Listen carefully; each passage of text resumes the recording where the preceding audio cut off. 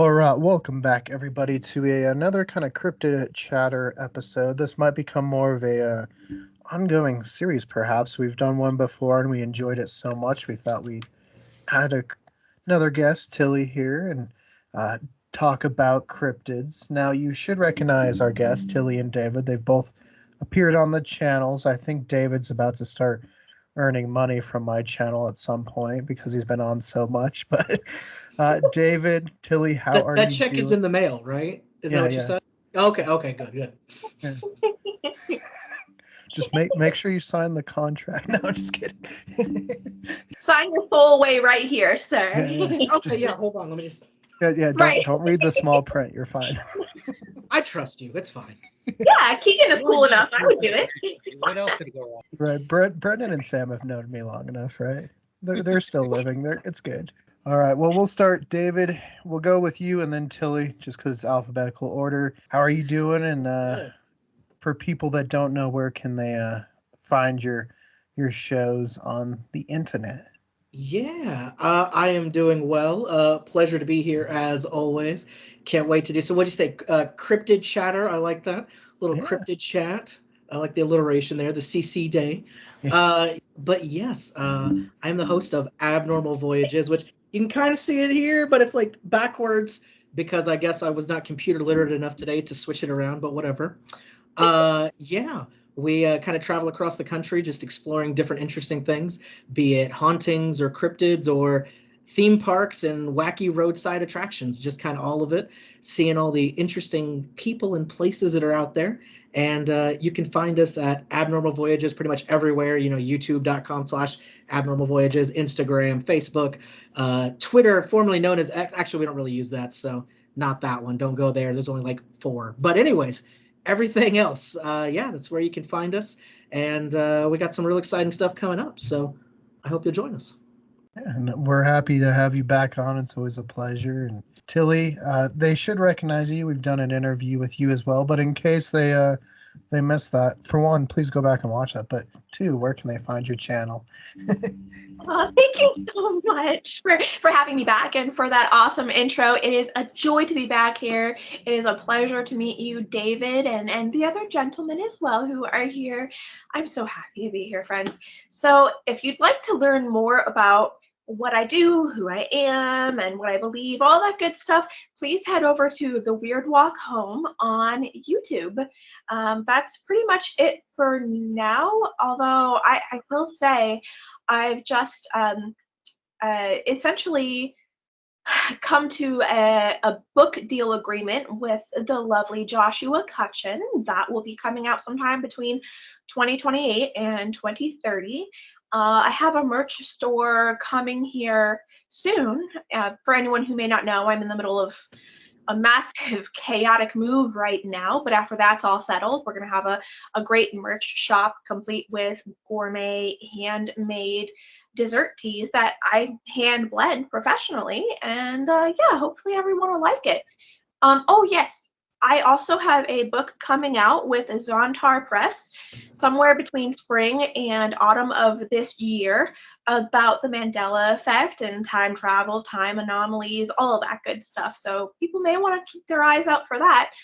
Other than that, I'm a really new presence, to be honest, in the public paranormal sphere. So sorry to disappoint everyone with the lack of resources right now. I'm trying. Hey, no, we I think you're doing good. So I no gotta worries say, there. I really love the name The Weird Walk Home. That sounds like definitely one of those like super memorable, podcast / channel kind of things. I love it. Thank you so much. Yeah. I named the channel The Weird Walk Home because I personally believe that we are all just blowing bubbles, walking each other home, and that along the way, there are some really weird things that happen. And bubbles being like little reality bubbles that all bump into and mesh with each other's reality bubbles, and human and non human people, and that the walk home is basically like you could say the return to source or heaven. I don't know. I thought it was fitting. I thought it was clever, but maybe I'm a little biased. No, it's awesome. I love it. Yeah, Thank you. more thought than I put into ours. Ours is our last name. But it's kind of twisted a little bit, a little different spelling, but it was how we spelled Couls for a skateboard shop that we were making. So it's just stuck. Oh, well, short, sweet, simple. There's nothing at all wrong with that, I don't think. Right. Except people are like, how do you say it? I'm like, it's just Couls. Just think of it that way. It's fine. Oh, it's not Culzy? I thought it was Culz. Yeah, no, it's just Couls. Culz Paranormal. Yeah, that's even cooler. Yeah. Well, and then we got Brenden there. Brenden, any Kansas kite monster sightings since we last talked? I think it blew over a semi on my way home from Colby. Okay, so we have a confirmed sighting. Okay, good. Well, that's Brenden. You guys should know him. He's been on like 100 videos, so he's definitely earned a paycheck at some point. So. And then, of course, you should know Sam. He's in more videos than I can count. Sam, how are you doing today? Not bad. A little tired, but good. Right, we're burning the candle on both ends, as the saying goes, right? Yeah, essentially. Well, let's get started with cryptids. Tillie, we'll start with you and kind of go over some of the questions Brenden, myself, Sam, and David have gone over before. But what was the first cryptid you heard of, and what is your favorite currently? Ooh, I was not expecting those questions. The first cryptid I ever heard of. I think, I'm pretty sure it was the Jersey Devil, I want to say. Yeah, I think so. Yeah, I was like, I don't know, 8 years old, probably watching stuff I shouldn't have been watching about the about the paranormal. And I swear I heard it on like the Sci-Fi channel or something like that. I think. Yeah. What was the other question? What is my favorite right now? Yeah, what's your current favorite cryptid? Could you please do me the favor of defining cryptid a little bit more clearly for me so that I give you an accurate answer? So the way I look at cryptids is more like the animal, because I know then there's like giants and fairies and all that, but I Yeah. think those are different than. So cryptids are just more like animals, if that makes sense. Okay. Like Bigfoot, Sasquatch, Loch Ness monster, that kind of stuff. Man, dang it, you stumped me. I haven't thought about this in a long time. I am so sorry to say. I can't answer that. I'm really sorry. Do you have like a list of some of your favorites, just maybe 2 or 3 that pop into your mind? No, to be honest, cryptids like what you're talking about really are not quite my thing. I typically deal with more the non-human sentient people, to be honest with you. I don't even have much experience, you could say, with cryptids in all of my years of investigation and counseling. Almost every case that every case that I've worked, actually, by what you're defining, my friend, I've never had any kind of encounter with a traditional cryptid. I really don't know much about them in that way. I am so sorry to disappoint you guys. No, you're good. We'll get to more. We can get to because Sam loves giants and he's talked about fairies, so we can get to those as well towards the end. We just wanted to try to see what everyone's was. It's kind of interesting hearing like Yeah. why someone first heard about it and why someone has that cryptid as their favorite. Have you read many books? Like we last time me and David talked about Josh Gates's book right there from Destination Truth, and then there's Darren Naish's Hunting Monsters and Bill and Jackie's Bridging the Tragedy about Mothman. Okay, not to derail from the book conversation, but Yeah. kind of going back to like defining cryptids, I had a thought about one that we didn't cover last time, and I'm curious where you guys would land on cryptid or other. Cool. What is your opinion, everybody, on werewolves? I like the way this is going. All right. Keegan, do you want to finish the book discussion first? You want to hop over to what he's saying? No, we can go. I like werewolves, so let's talk about that. I know Sam loves werewolves too, so. Mm-hmm. Cool. Well, to answer your question, I haven't really read many books in that way because everything until very recently that I've been involved with the paranormal, I've experienced it firsthand. So I didn't really have a need or a desire to read too much because it's my everyday life, to be honest with you, just about. I don't know. But now that I'm becoming more of a public figure and talking about these things, I definitely am starting to read. And yeah, perhaps at some point I will pick those books up. But I don't want to hog the spotlight. Would anyone else like to discuss the werewolf first? Brenden, do you have any thoughts on werewolves? I think that it falls under the line of the same thing as giants and dragons, and kind of more of the, the Kind of the line mythological side. versus, yeah, that type of line versus. It's almost kind of Jekyll and Hyde, if you think about it. Oh yeah. Yeah. I think it's interesting that you say something like that because I feel like a lot of people would agree. It does kind of trend more towards the fantastical side of things, more so than maybe some of the more realistic cryptids. And yet those same people, when you ask them that, they'll be like, oh yeah, that's like, fairies and stuff. But then if you talk about the dog man, they're more like, oh yeah, no, that's a thing. I just think it's really funny. They're almost the same thing. It's just Right. one is a guy that becomes this, and the other was just, oh, it's like that's a real one. I just think that's really funny. Yeah, so that dog Hmm. man picture is weird. Because it's like standing up on its back legs and then its like arms are like all skeleton or whatever. It's interesting. I want to go to that To be road. fair, most cryptid pictures are pretty wild.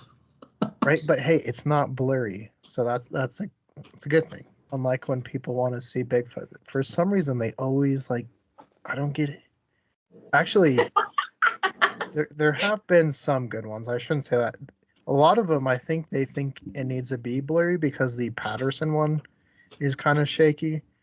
But Patterson was also running towards whatever it was. He wasn't like he was just standing still. It's funny. I almost feel like in this day and age where we all have cameras readily available in our pockets, basically, with better definition than anything they could have dreamed of 20, 30 years ago, I almost feel like if you got a really clear, nice shot of Bigfoot, something like that, people would say it's fake. They'd be like, 100%. Yeah. no, it's too good looking. It looks too nice. There's no way. So, I mean, it's like you can't make people happy. It can't be too blurry. It can't look too good. Like, where's the sweet spot of people being like, oh, yeah, no, that might be real. But David, what about the black wolf? The Black Wolf. I don't know if I've heard of the Black Wolf.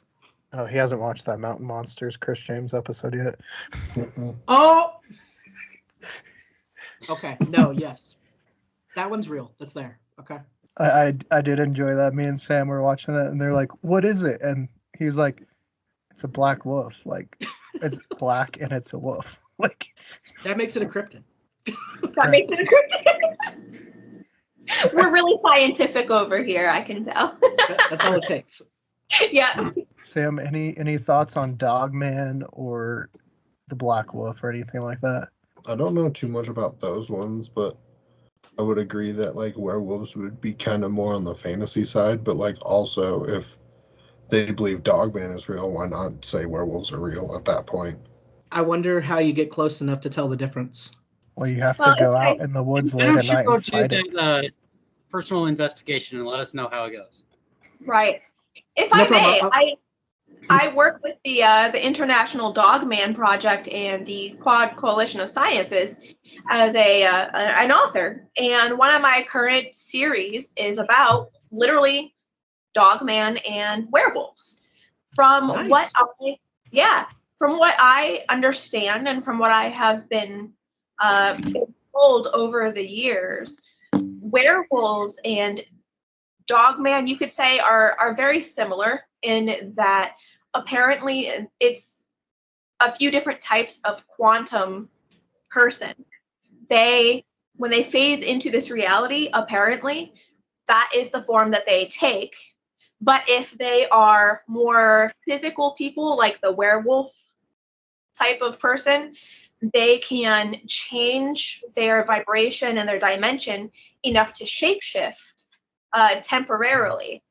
And of course, Please, everyone, use your own minds. I could be crazy. I could be misled. I visit a psychologist once a year for a checkup, but there's just always that chance. So please don't take everything I say as gospel. But that being said, this is how I understand it at a base level. But then there's also apparently skinwalkers that can take the form of wolves, coyotes, dogman, and even pose as apparently werewolves. I have not experienced those types of people for myself, so I don't know. This is just information that I've gotten secondhand from sources that have never ever led me astray. Yeah, on the like kind of notion of skinwalkers, our buddy Alan is Navajo and grew up on the Navajo reservation. Ooh. And I've heard some scary stuff about that type of thing. yeah, Mhm. we've heard some stories. The one I know we can tell. I always try to not tell it if he hasn't on the channel, but one we've told on the channel before was his dad was out in a camper in somewhere in Arizona, right? Because that's where they were living. And at night there was all these cows brushing along their camper and mooing and stuff. Like they could look out and see the cows. And they just went back to bed. And in the morning they woke up, no cow footprints. They were all human footprints. I'm not surprised. I have actually encountered quantum people myself who explained very similar things to me in my years as an investigator and a paranormal counselor. But I have heard the same exact type of thing, that different footprints will be found and that they can mix and match body parts and whatnot. And actually, the last time that we had the pleasure of chatting, I was alluding to a really solid encounter with a quantum shape-shifting person who explained a lot of this to me and showed me what they were talking about. They were essentially a forest or a woodland guardian in one of the states where I used to do investigations. And although I promised never ever to reveal the exact location where that person lives, I have permission to basically talk about everything. And if I were to get back in touch with my previous teammates, they have some of the evidence of that conversation on camera. So good stuff. I fully believe in all of this. What do you think, though? So hold on.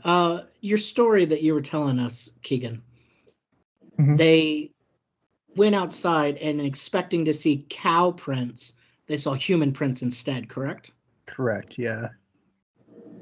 So I just got to say, I don't know if it works like you get to shapeshift into multiple things or just one, but wouldn't that suck if you became a shapeshifter and your shape was a cow? Like, just of all the things that you could turn into, I just feel like cow's kind of the short end of the stick. Right, yeah. No, I mean, better than me. I can't turn into anything, so they still got me beat. But I'm just saying, just you hear all these stories like, like dogmen, werewolves, like, oh yeah, it was like a fox, and then there's just one guy that's like, I could turn into a cow. Oh yeah. I just think No, that's cool. yeah, I've not You gone can too turn deep in. into a cow. Can you communicate with them as well? Because as someone who works in dairies and works around cows, it would be kind of cool to see what they're thinking. Yeah. Yeah, see, Brendan's worst nightmare might be just waking up in a circle full of cows. I mean, if you really think about it, that's probably a lot of people's nightmares. Could you imagine just waking up and you're just surrounded by cows? Like you went to bed just fine and then you wake up just like 40 cows. I feel like that's a 40, bad day for anyone. 120. Yeah, I Brendan don't just know. got done with some, what was it, like 50,000 cows that people had or something crazy? We did. Oh my God. So my company, we clean drains and we, keep things flowing for sewers and whatnot. And here in Kansas, there's a lot of dairies around us. And yeah, one of the milking plants that has 50,000 cows, they have 220 cow carousels. So they're milking 240 cows every 8 minutes. A lot of milk. One of their carousels got backed up with all the sand and stuff that comes off the cows, and my job was to go and unclog the drains. So I sent Keegan a video of inside the carousel, all the cows looking down at me while they rotate around me. So there's an actual reason behind that joke. It might actually be Brendan's nightmare. I have not done studies, but well, That does sound intimidating. right. Tillie, one thing that David had brought up last time was giant snails. Giant snails? Yeah. Mm-hmm. Have you heard of anything about giant snails at all or anything like that?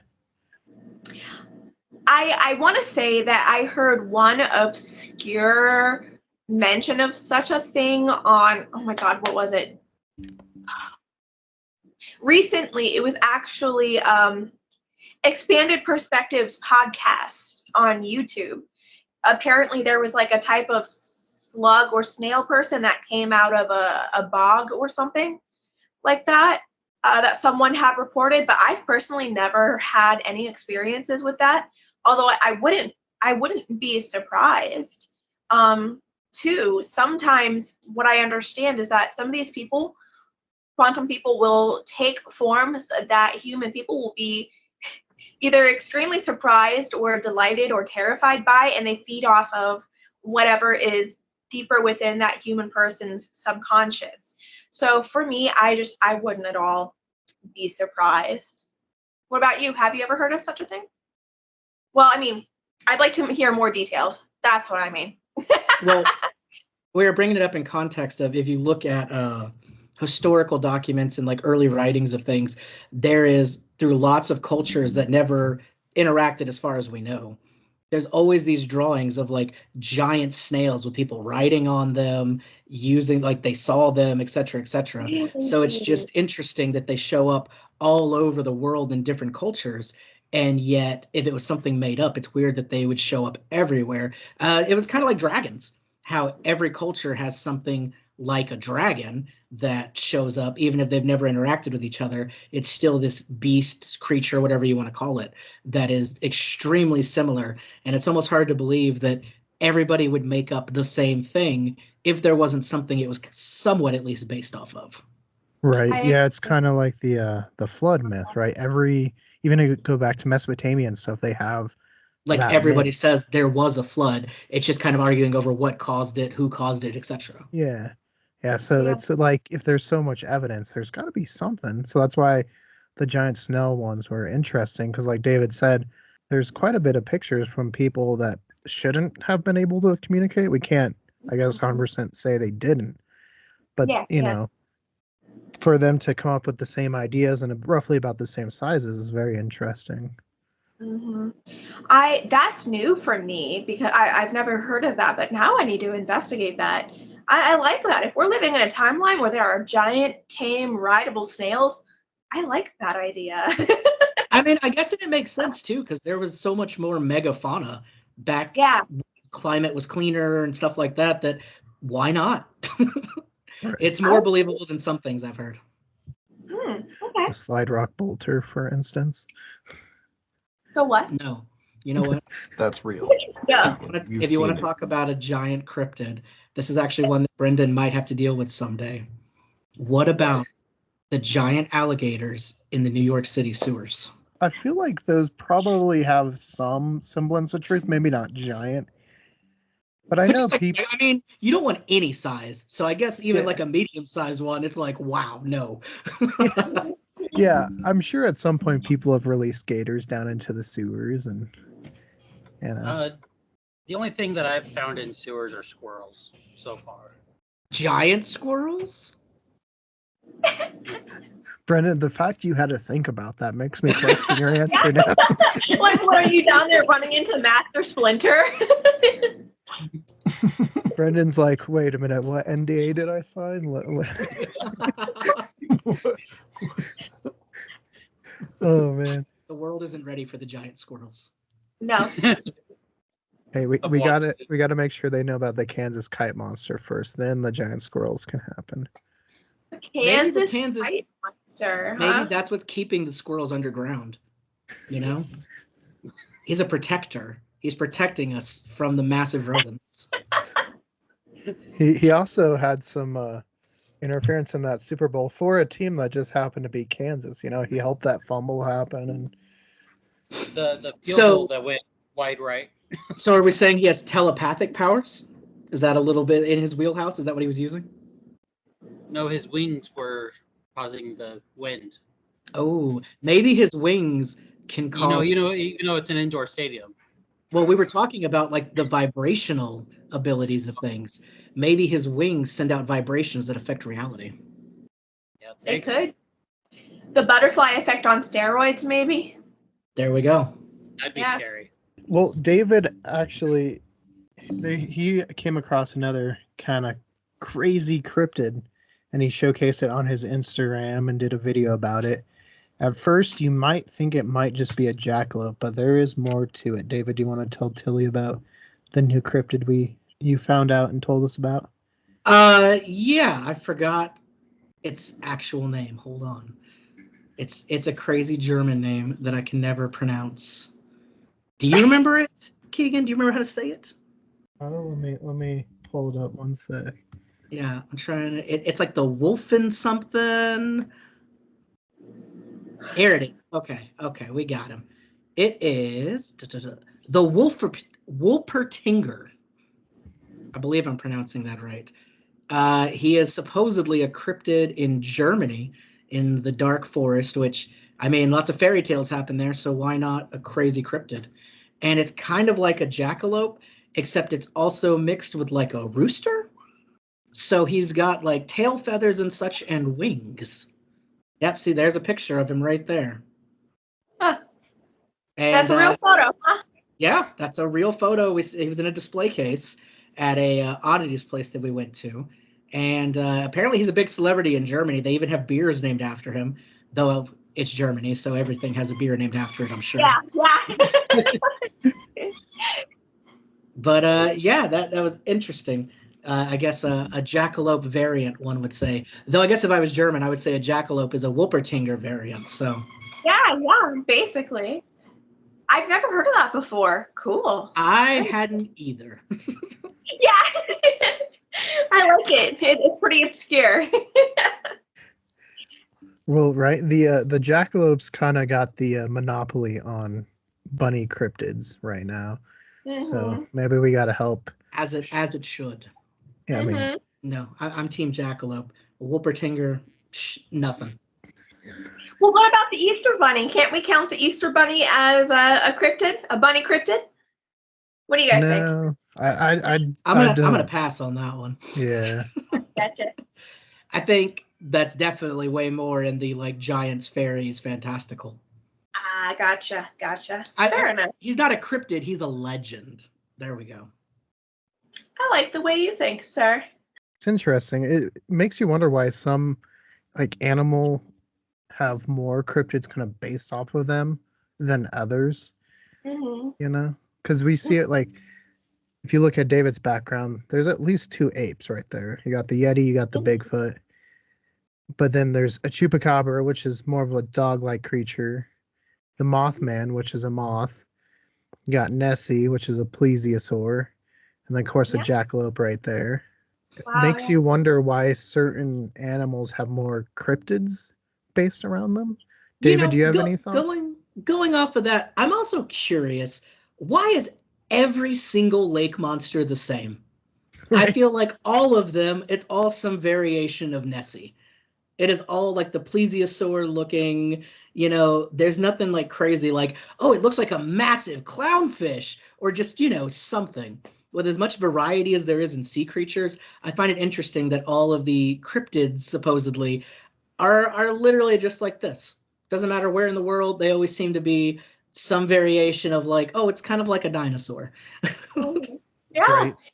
I mean, I've been told before by multiple sources that I trust that when it comes to physical, like biological people and creatures and entities, that there are certain templates that keep repeating. For example, there was a story that I heard once. I was told that there was a soldier in, I think it was the Iraqi war, I think. Please don't quote me on that. I have so many journals that I need to reread and update myself on that I kept from the past.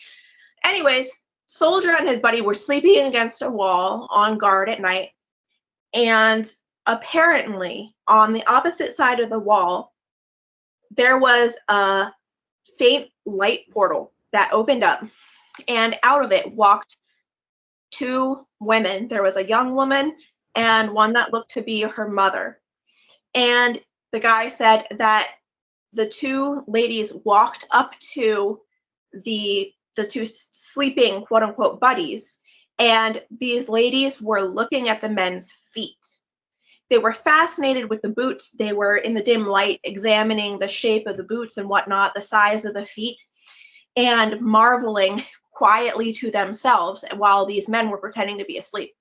When the women turned away, these two men apparently heard one of the ladies say something to the effect of, "Wow, humans are real."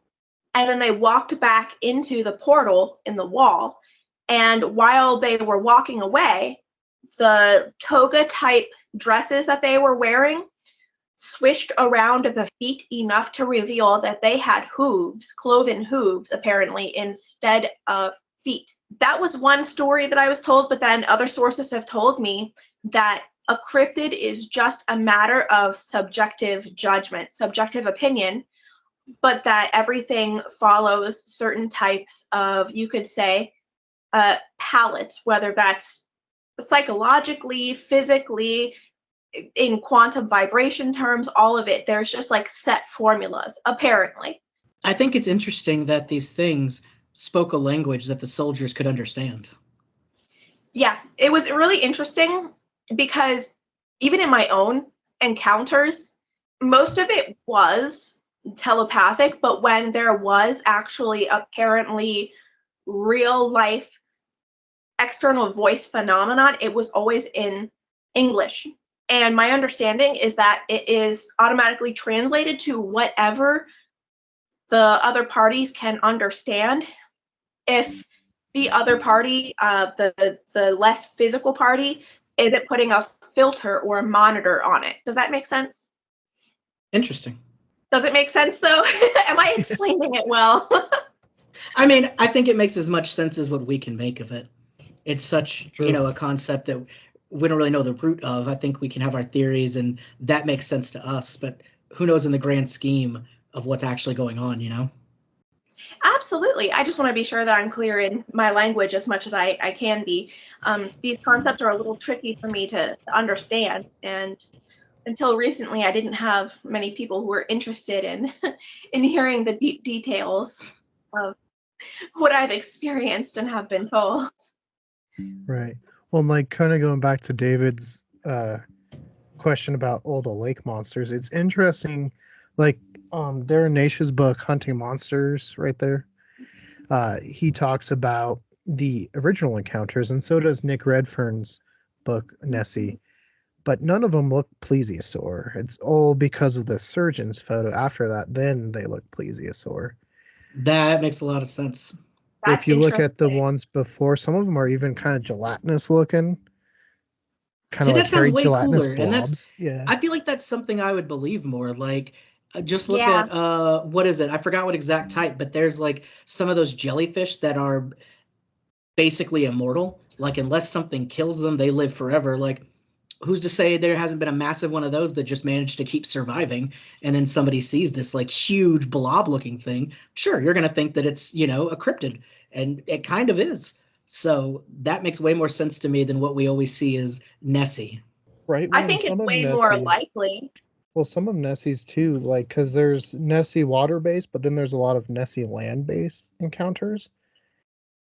And the land based ones always have like weird footprints or sometimes even like hooves, which is very different than like a plesiosaur. So then it's like, are they the same or is it something else, you know? From what I understand, quantum shapeshifters apparently are a lot more common than the physical palettes that I was describing just a few moments ago, because how is, for example, Nessie or a bunch of Nessies going to survive in a lake with a limited amount of food and whatnot? It's less likely. I think. What do you guys think? I totally agree. It would take such a... I mean, I think this is also kind of the argument against stuff like Bigfoot, in that the environment would take so much to sustain a creature of that size. With Bigfoot, I think it's a little more likely just because there's so much more land. When you're looking at something like Nessie, it's pretty much that loch. And it's huge, but there's only so much. So if it's alive, it would have to be just this one. And then we get into matters of how is it able to live this long, sustaining itself, not being seen. If there's a family of it, that makes the odds even worse of it being able to survive and keep thriving like they have been. So it must mean that the original Nessie died, and what we see now is a ghost of Nessie. Ooh. Oh, the possibilities are endless. I love it. Oh, wow. Like, why not? If there's, I mean, I've heard stories of like dog ghosts and stuff like that. Why not a cryptid ghost? It explains away so much. I mean, me and Sam went ghost hunting for dinosaurs before, so it wouldn't be a first thing. See, there you go. Oh, cool. Did you get anything? Oh, we might have found a mountain lion, but that's about it. Oh, not quite what I was hoping for, but... I mean, there's an interesting sound that we a can't mountain really lion explain. ghost is still pretty cool. No, I think it was very much still alive. Yeah. Oh. Well, that's how you become a ghost, you know? I was There you go. It's our new hit TV show, Making Ghosts. Yeah. We just killed people in different ways. Yeah. No, officer, it's fine. I was turning him into a ghost. Wait a minute, this isn't our it's true for TV, crime it's one okay. yet. We'll save that for our true crime discussion. For legal reasons, everything we've just said is a joke, and for entertainment purposes only. Yes, this is sarcasm. We're making those in Minecraft. So you know what? I actually do have a cryptid I want to talk about. Okay. I'm even wearing this shirt today. This is the Hodag. Minnesota. Yeah. Ooh. The Hodag of Minnesota. Or no, sorry, Wisconsin. Very interesting. It is a very American folklore associated cryptid that is tied to Rhinelander, Wisconsin. It was a new one that we had found out about when we went up there a couple of years ago. And it seems like it first started getting reported back in the days when there were literally lumberjacks out there in that part of the world, just kind of lumberjack / pioneer frontiersmen. And there's, of course, a lot of stories of what causes it. Some people said that it was the spirits of the oxen that the lumberjacks had used that died, and they'd kind of become this like lizard-like beast that could breathe fire and everything. But what I think is interesting about it, the whole story is actually fascinating. The guy who discovered it kind of became a P.T. Barnum of sorts, and people wanted to call it a hoax, but till the day he died, he said that it was real, that he was always very adamant about this thing. But around there, because it's around like the Great Lakes area and things like that, there's actually some cave drawings that they found in that area from the natives that used to live there that look exactly like what this guy claimed to have found that was the Hodag. So that definitely added a layer to it where you're like, oh, well, maybe there's something more to this than just this guy and these other people supposedly seeing it. It's very interesting, and it's a very wild area up there. Still plenty of trees, woods, forest, all that. So if something was going to live somewhere where it was not seen, I feel like that is a prime area for it. But yeah, I think the Hodag is very interesting, very fun story about it, and a lot of interesting historical ties. Wow. That's really cool. It's Hodag, right? Or yep. Hodag.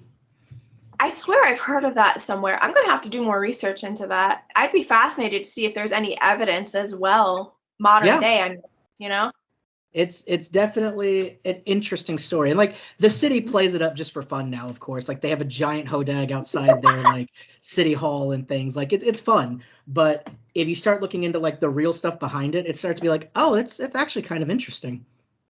Ooh, awesome. And again, very, very American, which you don't really see in a lot of these cryptids. It's kind of, around the world. So it's kind of cool seeing one, kind of like the Jersey Devil, how it's very much a centralized to America kind of thing that's come up. So I think that's kind of cool. I think that's cool too.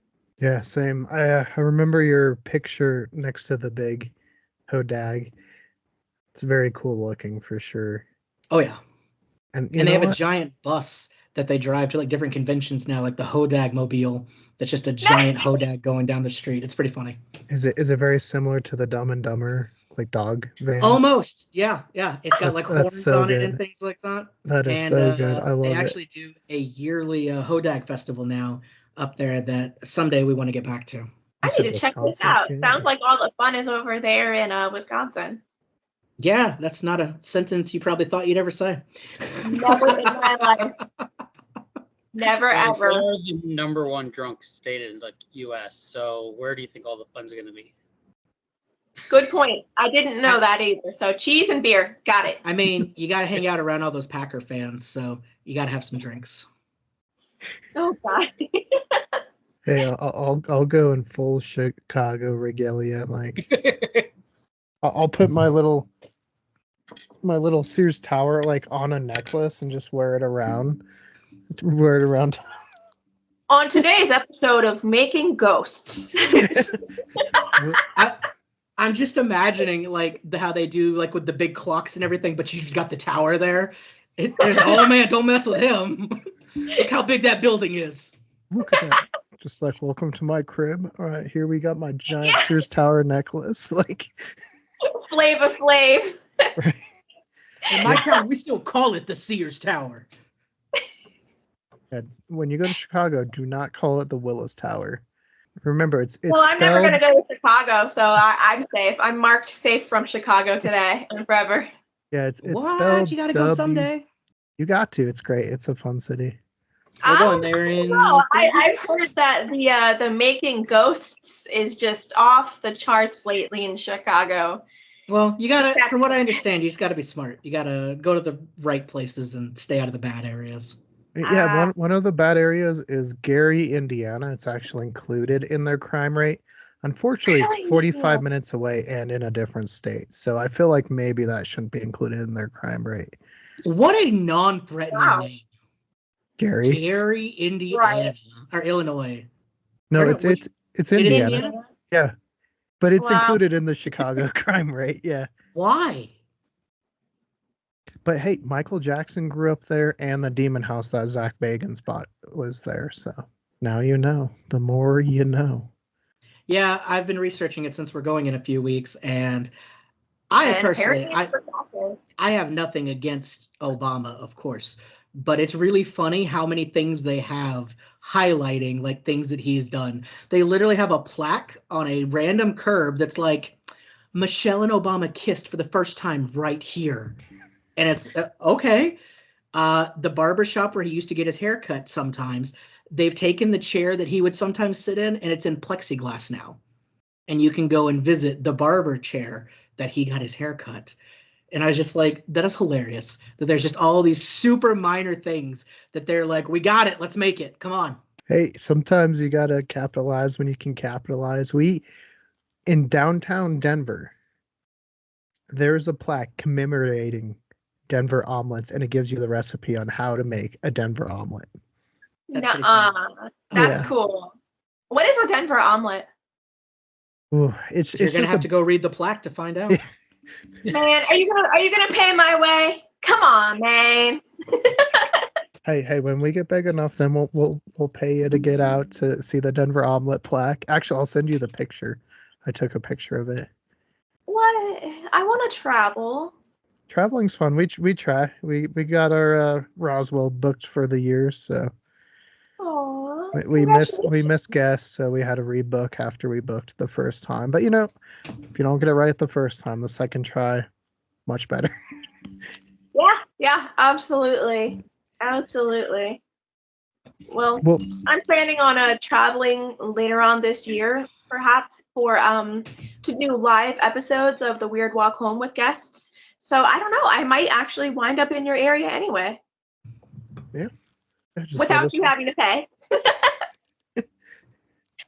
Hey, let us know. She calls you up and is like, hey, you want to see me? $20 a person. Yeah. $10 per selfie. Right. Whoa! Autograph, that's another 15. All right, calm down. You think my autograph is only worth $15? Well, you're friends, so you're cutting him a deal. Oh, okay. Yeah, You're being absolutely. nice. You're right. You're still right. Yeah, see, one cryptid I want to talk about today is not super fantastical. It's super grounded. There's lots of stories about it. It's from the Amazon basin. It's the giant anaconda. Ooh. The main reason I wanted to bring it up is recently they discovered that the green anaconda, actually there's two species. And the species, I think it was Ecuador, is actually bigger than the ones that are very much readily available. So they were finding 19 footers, I think, in Brazil. And then in Ecuador, they were finding like 20, 24 footers. So it's like, how big can they get? Because a lot of the stories are 30 to 60 feet, which I guess in the past we do have Titanoboa, which is like a 48-foot snake. So we have record down there that snakes got that big. But do you guys have any thoughts on giant anacondas? I don't think it's a cryptid. I 100% would be willing to believe that it's there, especially South America. You could tell me almost anything is in those jungles, and I'll be like, yeah, okay. I mean, I What you believe, said. yeah, exactly. Like, why not? I mean, you see how fast they grow. If there's nothing to oppose them, and out there wouldn't be, especially because there's no people in so much of that area. And the people that are out there, they have enough common sense to stay away from it. I want to say in the Everglades, there's actually, they know that there's a 20-foot plus anaconda that is out there that people routinely try to go find, because I believe it, because they're so invasive, that you get paid now for catching anacondas you find out in the Everglades. There's some people that's their job, but there is like a 20-something anaconda out there that's a lot of the cause of all the baby ones that they find, that they've been trying to find for years now. But people, like dozens and dozens of people, hundreds of people have seen it. So telling me that in South America there's one that's 30, 40 feet, absolutely. I no doubt, 99% sure that's a thing. I agree. And I don't think that they are like quantum or vibrational shapeshifters or anything. I think that they're legit, real, fully physical animals with free reign and free food sources. So it also seems like they don't really have a space limitation. So it seems to me like if they were to grow maybe even up to 100 feet, it doesn't seem to me like it would be a problem at all. They're not being kept in a cage or anything. So why not? Kind of like goldfish, like how they'll keep growing if you put them in a big enough bowl. That's exactly what I was getting at. Yeah. Yeah. And even to a certain extent, alligators. I live over in Florida, and some of the gators are just intense over here. Massive. Well, because like you said, why not? They have plenty of food, they got resources, they got the room. Why would they stop growing? Evolutionary, there's no reason for them to stop. The bigger they are, the better for their survival. Right. And they're not mammals. They have a slightly different, body makeup, you could say. They're meant to just be really primitive in that way. Just keep eating and just keep growing. Especially with snakes, how they molt their skins to grow and everything. It just keeps molting. Kind of like how lobsters just keep growing until they die. Amen, brother. Yeah. So I'm with you. I don't think they're cryptids. What do you think, Keegan? Is it out there? Yeah. I mean, I hope so. I want to go swimming with it. Okay, weirdo. Back to making ghosts. Yeah. You can ask Sam. Every time we've gone to the gator farm, I've asked the guys, I'm like, can I hold the anaconda? And we were so close the last time. They're like, are you sure we got this python? I'm like, I don't want to hold the python. Give me the anaconda. Like, Dumb ways to die. A little secret about Keegan. He used to catch snakes in our neighborhood and then draw pictures of them and then put them under his porch. So my neighbor had a snake farm under his... everybody's got to have a hobby. Right. Some people like to imprison animals. Other people, Hey, they weren't in prison. They could roam around. They were released. Oh, okay. I misunderstood. My bad. Just underneath his house for his friends to live with. They eat the spiders and whatnot, the other insects. See, Brenden was my neighbor, so he remembers. We had some cool snakes. We had big bull snakes, like 5-6 footers. I remember that gardener we got unstuck from underneath the car tire. Yeah, it was. Yeah, it had crawled into a car tire and got stuck. Jeez. Wow. It lived. It was good. Yeah. You took good care of him, and then you fed him some spiders. All was well. And then the spiders became ghosts. Woo! Yeah. So that's what was haunting my old house. Probably. The ghosts of the spiders. I was going to say, there's something else in that house. Became Spider-Man in a totally different way. Right. That was season 1 of Making Ghosts. Well, how about, and Sam knows this cryptid, it's a Zanzibar leopard. Zanzibarian leopard, if you want to say. The weird thing about this cryptid is it was real. They know it was real. Witches and witch doctors said they transferred their souls into the leopard. They went and exterminated every leopard on the island. But Whoa. there's been sightings, so it's become a cryptid. Now, Forrest Galante has gotten footage on Zanzibar of a leopard. So I think it's real, but Man in the suit. Does it look any different than a normal leopard? Or is it just where it's found? it's where it's found. It's a little bit different in the tell.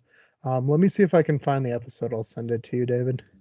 See, I went at what point do we call something a cryptid versus just something we thought was extinct, or the reverse?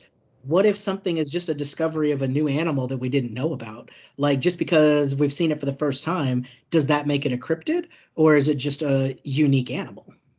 Well, like Megalodon is another one that fits that, where it's like, yeah, it was real, but like now people have talked about it so much, and there was that mockumentary about it that people have now made it a cryptid, you know? Yeah, so it's like, is it cryptid or is it just old? Right. Perfect. I think that there has to be some type of exotic, or possibly you could say a magical or a quantum element to the animal for me personally to consider it a cryptid. If we're talking about, say, Nessie, I would just consider that, if we're talking just physically, I would just consider that to be a dinosaur. I don't know. What do you guys think? I'd be inclined to agree.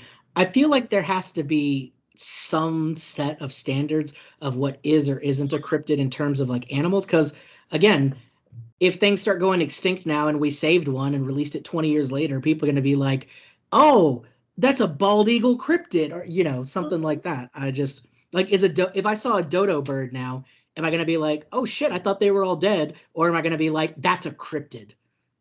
Right. I mean, like I woolly think mammoth, how they're bringing it back. They're doing like the DNA thing to bring woolly mammoths possibly back. Is that going to be an animal coming back, or are we going to call that a cryptid? Not for me, but I would say of any physical critter out there, for me, the platypus I would have called the platypus a cryptid, personally. Oh yeah, if you were the first person to see that or just hear about it, you're going to be like, wow, you're smoking crack. That is not exactly. a thing. If it doesn't elicit that type of response, to me, it's not a cryptid. So I think there has to be some kind of fantastical, like hard to believe element about it. In my opinion. I mean, I'm not a cryptozoologist. I'm sure they have very scientific standards of what they say, but Sure. I personally, I don't know if I would put those in. Those are more like, what is it? Ancient animal. Like there's some term for like ancient things still alive now. I forgot what it was called, but there was like a fish that they found, I think in the past like decade. Lazarus taxon. Yeah, things that they thought were all dead, and then they're like, oh no, it didn't die out thousands of years ago. We found one. Like that kind of thing. I think people are much more likely to believe those right off the bat, like, oh, okay, it survived, as opposed to, wow, this thing actually exists. Yeah, no, a series I highly recommend is Extinct or Alive by Forrest Galante, where he goes to look for some of these recently extinct animals where people are still like citing them. But it's good, and his actual rate of finding these like extinct animals is actually pretty high. I think it's sad that we're adding to that list of actual animals gone extinct every year. Like, it's a shame. I agree. I think there is some hope, though, at least in my opinion and my experience, because I don't know, for me, I've really experienced the Mandela effect and what seems to be timeline switching. and jumping. I think that that's a natural part of the way that this world works. And so, for example, if this is still the same, it used to be that the bees were all going extinct and whatnot, but now apparently the bees are fine. And that happened as a switch overnight for me. So I like to have hope that that could happen for other animals too. But I don't know. Maybe I'm nuts. What do you guys think? No. I agree. But it honestly gives me even more hope to think that maybe it wasn't so much timeline switching as we all learned, like, hey, we're going to be in some deep shit if we don't start taking care of things. And as humanity, we actually saw that we could affect change, that each individual person doing their part can help make things better for everything on this planet, not just us.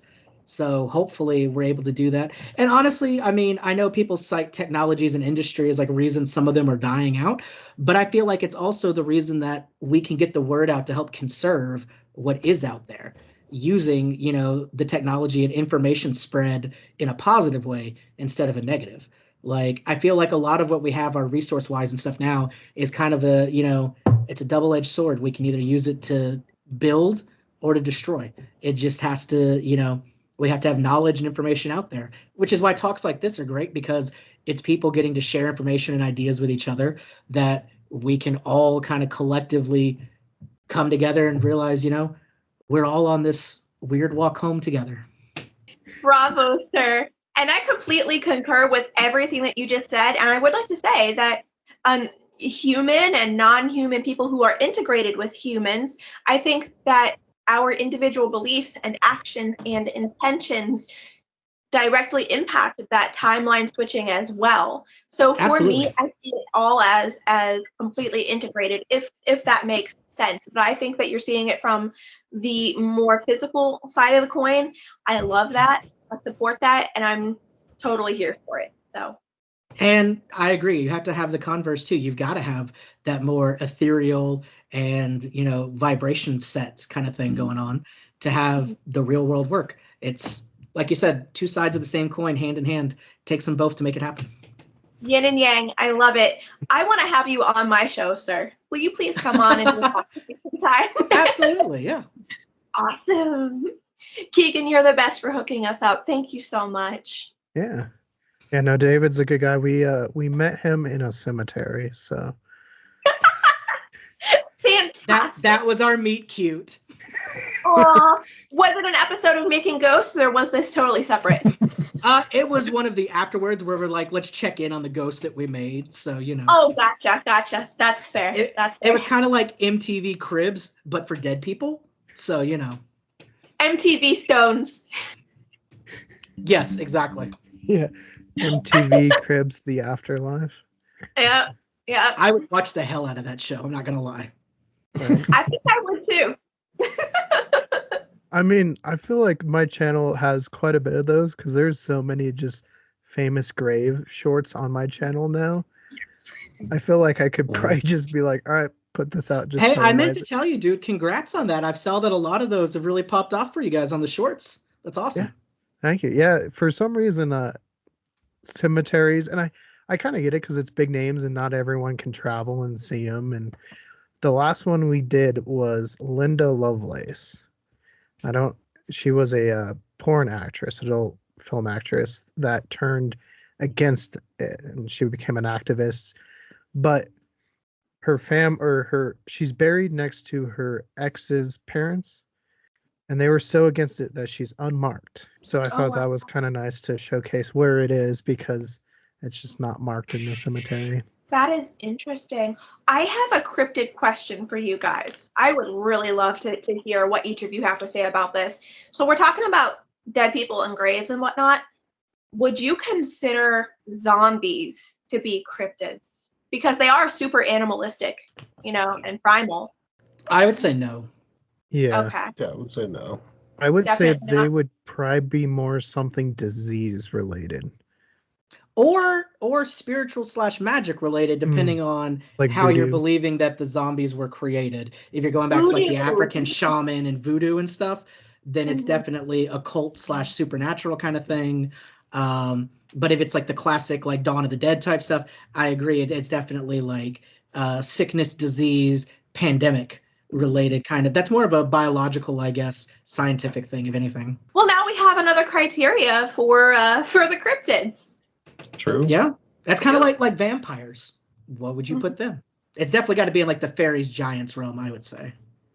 I think so too. If they're biological. You know what? No, I take that back. I don't think I think they're in an in-between, because if you really look at all of it, I think there's slightly more modern evidence towards vampires than something like fairies and giants. Giants, there's a lot of historical as well. So I would give a little more credence to giants as well.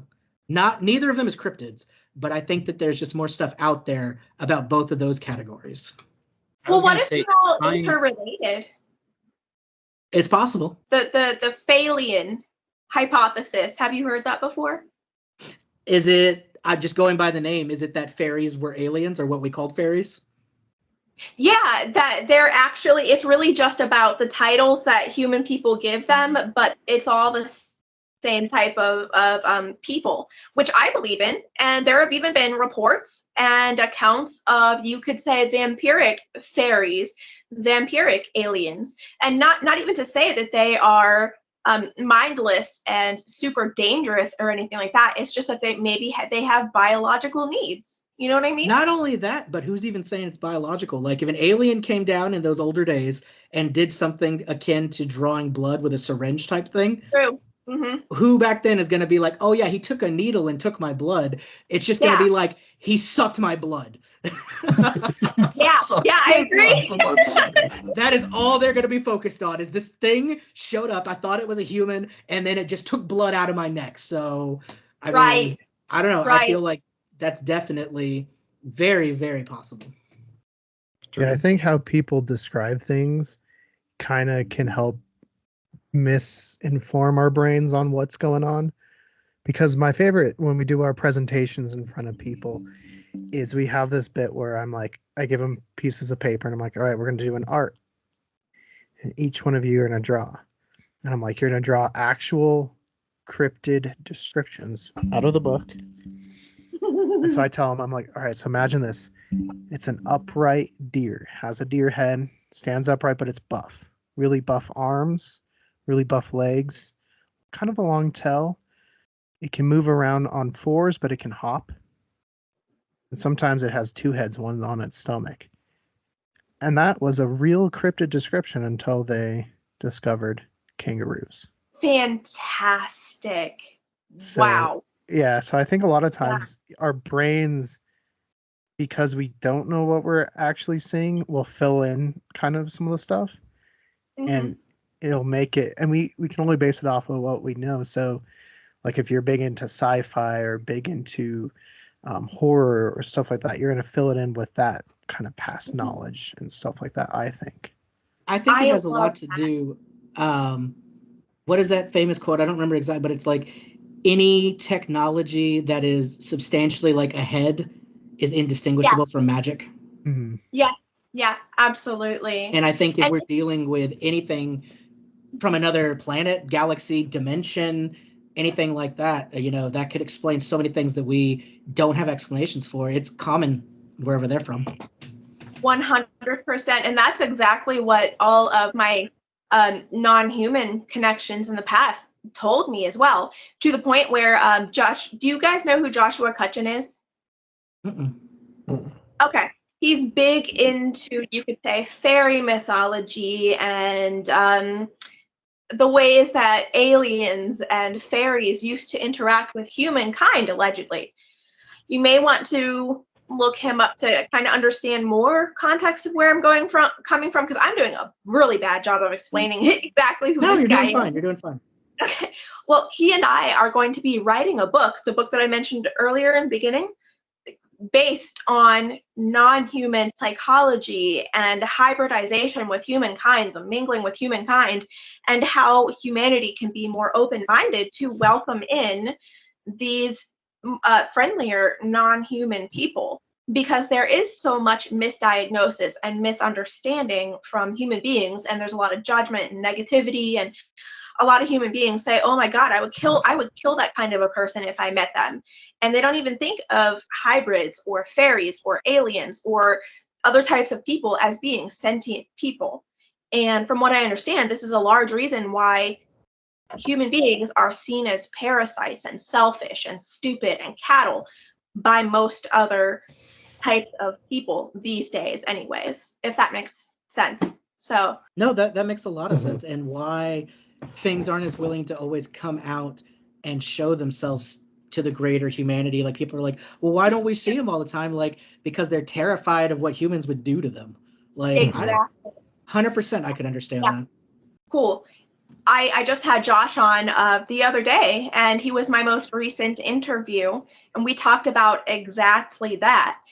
And so when I was doing my investigations, and sometimes even now in the modern day, I have people who come to me and they tell me their life stories, their incarnation stories, and they are not human, but they feel comfortable with me to talk because I'm not coming from a place of high emotion. So I'm very open and honest with people that I'm professionally diagnosed as being extremely low in ego content and emotional content.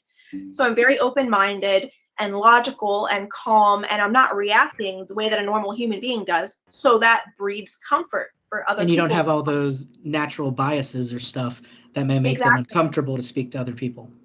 Exactly. And so something that apparently a lot of non-human people would like is for human people to work on listening objectively, listen to the literal words that these people are saying, and stop putting the emotional bias behind it, or stop attributing some type of intent, because that's a big part of the reason why they don't even bother with most human beings. And I agree, I'm an extreme introvert outside of recently doing this kind of stuff, because my psychology is a fair bit different, and a lot of the time people think that I'm weird. They misattribute what I'm saying. They will misquote me to my face, and it's very frustrating. I mean, to be fair, you are weird, but that's the best way to be. Perhaps it's up to people's opinions, I suppose. I'm just looking for people who vibe with me. That's all. There you go. And honestly, that advice about the listening and biases and stuff, I feel like that's awesome advice that we can even take in just our everyday regular relationships. Facts. Amen. And that If is we all did that, the world would be a better place. And that is a big part of what these non-human people tell me, even these so-called demons. They've told me that the way for people to get rid of so-called demons that are attached to them is to raise their vibrations, live in love, honesty, truth, and humility, to keep a clean environment, to make sure that they're staying with people who have that same kind of high vibration and holding themselves accountable. That takes away all of the energetic food that they feed on. And when I was a professional paranormal counselor and professional paranormal investigator, this is exactly the only type of advice that would actually ever work. And the so-called parasites and demonic people would tell me this because they were really secure. Like, they're like, your so-called client, this so-called family, they're not going to do what it is that needs done. So I'm just going to tell you so that you can help other people who actually want to be helped. But I know that I'm going to be eating off of this family or this person for years to come. There were only like 3 or 4 people or families, you could say, that ever took the advice and actually healed their vibration, you could say. As far as I know, I still get emails sometimes from those people thanking me. And all is well, still apparently within their lives. But the other ones would be really angry at me for, like telling the truth, and they'd flip out because I would know things that I shouldn't know, but I was really just being told from their so-called demon. Yeah, I was going to say, I can't come at it from that same angle of parapsychology and such, but I do know a decent amount of like religious talking to pastors and things and research that one of the number one things any preacher will ever tell you when it comes to demonic things, having one around and going against it, is you cannot show like the fear. You got to get rid of the negativity. You have to hold on to the goodness in your life, your faith, the people that make life worth living, because otherwise they're going to do nothing but feed on that and turn it against you. Yeah, see, Sam, how do I react when I see a demon? Huh? You fall asleep. Yeah. I feel nice at home. I'm just there. People are like, this is where the ghost scratches people. I'm like, oh, I'm going to take a nap right here. And he does. Without a doubt, every time. Yeah. Have you ever had anyone follow you home? No. Cool. Except Sam, right? I mean, Mhm. usually Sam's in the car, so he's forced to follow me. Aw. There's Yeah. nothing wrong with having a pet cryptid. It's cool. Right? Sam is your pet cryptid? Shh. Don't tell people about the Kansas kite monster, David. Right. Keep it on the down low, man. Yeah. You gotta see our like group costume that we made for the Roswell costume contest. Oh God. I want to see. We haven't, but my idea is just like each of us is a different segment of the Kansas kite monster. Oh, jeez. I like that. Either that, or you could all be different people, I like- different parts of the Roswell crash. If your costume You're just all just junk glued on you, and then together you make like a heap. All together we make the UFO. And then one of you just has a sign that says it's just a weather balloon. Yes. Yeah. See, me and Sam had a joke about that because it's always weather balloons, right? And we're like, Mhm. pretty soon they're gonna start saying Bigfoot sightings are just like really low altitude weather balloons. Everything's a weather, kind of like how it's always a guy in the suit, right? Yeah. No, Keegan, we discern that any flying cryptid or animal cryptids are all going to be barn owls. No, it's Because just that's one the of them. biggest one that they choose. It's just You're one of them that right. I chose. I just chose one cryptid that I said was a barn owl, and it was not but there's Mothman. been many others that have been depicted as barn owls. Well, because they're common, Mm-hmm. and people Ooh. expect to hear a hoot, and barn owls do not hoot. Only Ooh, one gotcha. owl hoots. David, you're into the cryptids. Well, all of you gentlemen, please pardon me. I have a story for you that I think you're really going to enjoy. Keegan, I know you've already heard this. I apologize. It's the story about one of my clients telling me about the Bigfoot walking into the oak tree. Do you mind? Okay. No, There you yeah, I'd go. love to hear it. Okay, cool. So I was getting a report back in the day of escalating activity in this one guy's neck of the woods, right outside of where he had a nice little house and everything. And he was just getting really freaked out by seemingly, you could say, kind of like poltergeist activity really picking up over the past 6 months. Well, he said that the final straw for him was that he was out doing chores in the woods. I forget exactly what he said, but he had to do something out there. And there was an oak tree grove there. And he said that he was like, I don't know, I forget, like 20 or 50 feet away, something pretty close. But he said that he saw a massive, warm brown, furry Bigfoot, muscular, just a hulking thing, like 7 feet tall. He said he watched it head on walk right into a giant, healthy oak tree and disappear into it face first. Never to be seen again. I mean, that would explain a lot. If that Yeah. was, if it's like portals to another dimension or whatnot, that would explain why we only see them so infrequently. And that gets into something too that a lot of apparently this, again, I could be crazy. Everyone think for yourselves, please. Apparently, the non-human people that I've met have said that objects can be essentially dimensionally redesigned on the inside. So have you ever, for example, David, seen the old illustrations, really whimsical, where it's like Tasha Tudor or Beatrix Potter, they might be a good example. The illustration shows the outline essentially of a tree, and then there's like a little family of mice inside tucking into bed or, cooking and stuff Absolutely, like that. a whole little house or world Exactly. inside the tree, or yeah. Exactly. And that is apparently exactly how these people and beings live within objects like boulders and giant trees and mountains. So to people like us who are here in the physical 3D, we're pretty solid. It just looks like they're disappearing, but they're not. They are going home into that type of dimension or room or house. That's awesome. So I believe it. And I feel like stories of that nature kind of support it, at least in my opinion. But Yeah, what do you no, think? I think that's super plausible. Like I said, that 100% explains why we only see like reports of them here and there. It's like, well, where are they? They're in Mhm. their fourth dimensional plane or whatever you want to call it, inside these objects or wherever, Right. whether they're using it as a gateway to another dimension or if, like you said, they're just inside it in a whole nother, you know, bigger on the inside type situation. Like, I'd buy it. Cool. Yeah, that's what I've been told over and over and over. And I've even kind of witnessed something like that myself when I was really young.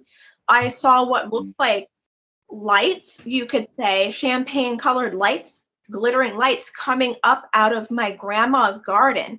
They were really small at the time, but they kept flickering in flickering and fading in between like little tiny human and humanoid forms to those champagne colored lights. And I was very young, they actually wound up interacting with me. This was like 4 or 5 o'clock in the morning, right before dawn. And they said that when they were disappearing down into the ground, when they go back underground, that's their domain. And interestingly, there are a lot of stories, so-called fairy tales about fairies going back underground, and that is their home.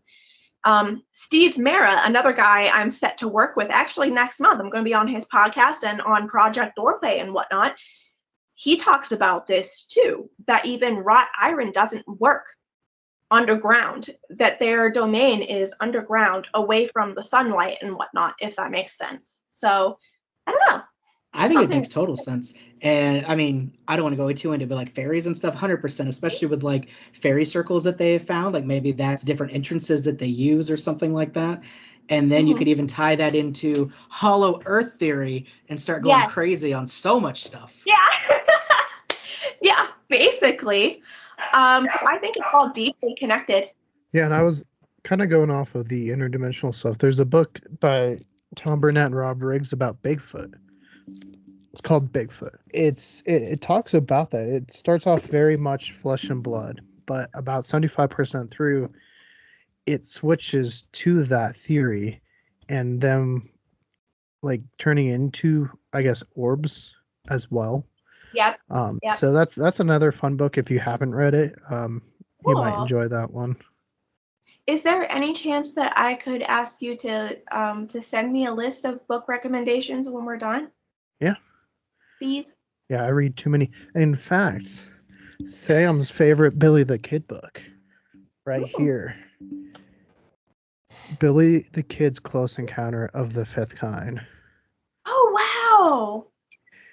This was actually there's the Billy the Kid Coalition, and we interviewed one of their members, but their like founder Joshua made this to get people interested in the history and at the same time connected to their alien history, because obviously that's something else New Mexico's big for. But you know what? I'm gonna say it. That book looks so dumb, and I really want to read it. So I read it. It's pretty interesting, and the art is pretty nice. I like it. It's different, but it's one of the only kids books that have actual endnotes, so you can go and read the actual history. Wow. About All what's right. going on, and it's not very long. It's 60 pages. I missed when you were talking about this, but I have to say, do you think there's any relation to those orbs and ghost orbs? I personally, when it comes to paranormal, like ghosts specifically, I'm not an orb person usually. I feel like it's very, very shaky, and there's so many things it could be. But if we say that these orbs are actually, that when they do show up, signs of other things that happen to be around kind of this supernatural area, I think that makes way more sense personally. So it's possible, because our last investigation was up at Adams State University, right? We sat through, was it 10 cameras of 14 hours worth of footage? 8 cameras. 8, well, including the two handhelds though. Oh, yeah, but the 2 handhelds weren't like 14 hours. Like that was like 2 to 3 tops before they died. But then we also had like the EVP. Anyway, we sat through these, True. and yeah, a lot of it is dust, and you can clearly see when someone walks by, and then all of a sudden there's an orb that trails them or something. But we had access to the entire building. We could leave our DVR system up, and no one could get in and out without the key. And we had the master key, whatever. So did Gavin, but he didn't come in because we would have seen him. But every once in a while, you'd actually see a light that would move, and it wouldn't move like dust. And it would move towards something and then back away and then kind of go up and then like it was thinking. Or we had one that came into frame and then went right back out like it knew it was being recorded. And something that's really big out there is UFOs. And that's because they have the UFO watchtower out in Moscow. And it's supposed to be the place with the most UFO view like sightings in America. It's called the Cosmic Highway. So yeah, that could be a very high connection that maybe we think it's ghosts, but we don't. It's not actually a ghost. It's something else. Well, if I may, a big part of my experience and understanding is that human people, alien people, so-called ghosts, fairies, and other types of people, we're all deeply interconnected. And if we go back to the old fairy lore and even some modern day alien accounts, dead people, dead human people are reported to sometimes be amongst the fairies and or amongst the aliens. And then we've got that connection to orbs and to light. And so it seems to me have transitioned just in vibration, or maybe they are hanging out with, you could say, past fairy or alien family or friends from other lives or other incarnations. So I think it could be any and all, but I do think that it is all connected. And I personally don't completely write off the possibility that it could be a human person interacting.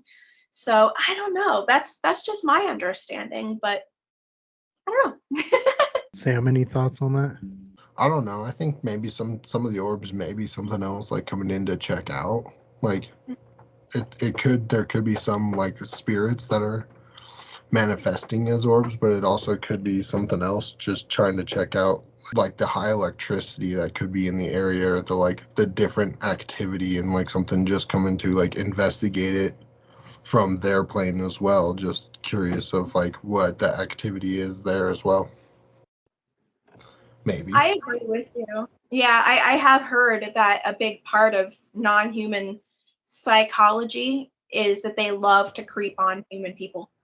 I don't want to get into this because this is a whole nother show topic, but I've always been interested about the concept of like vortexes and certain areas where the veil, so to speak, is lesser between our world, other worlds, dimensions, whatever you want to say.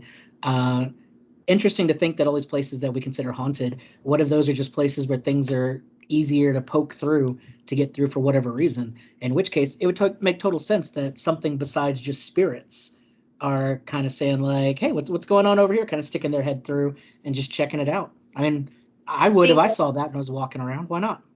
Yeah, you say it's not. You say it's a different topic, but remember, Kansas's #1 cryptid is the portal to hell. When Brenden looked it up, so no, number two. We Number all two, know Kansas what the Kite number one Monster. is. Kansas Kite Monster. That's right. The KKM. Hey, maybe the portal to hell summoned the Kansas Kite Monster. Maybe. It's possible. Maybe. Or, again, maybe he's there to stop whatever's coming out of the portal. You have yin yang, right? Yeah, he is the protector of the Kansian skies. I love his picture too, where it's just like a flying giraffe with giant eagle wings. It's perfect. I mean, again, he was part of the inspiration behind the Wizard of Oz. Like he created that, his wings made that tornado that took them away to another world. So maybe that's what he's doing with all the demons that come through. We just watched a movie. Sam, what movie did we watch that referenced?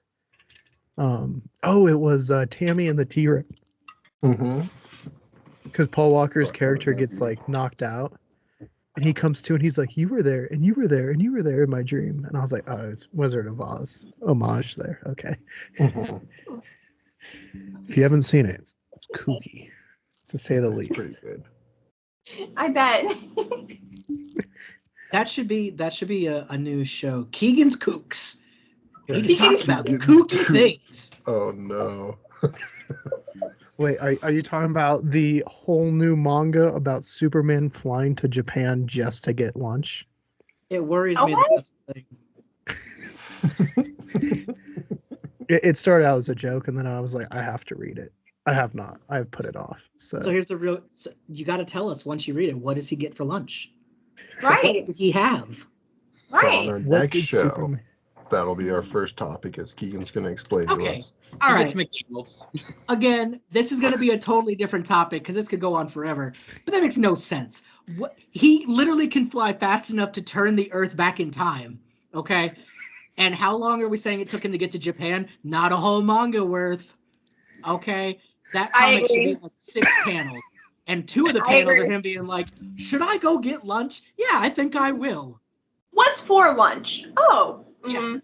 And then the last panel was like, man, glad I went to Japan. And he's already back home. This all happened in the span of like 10 minutes.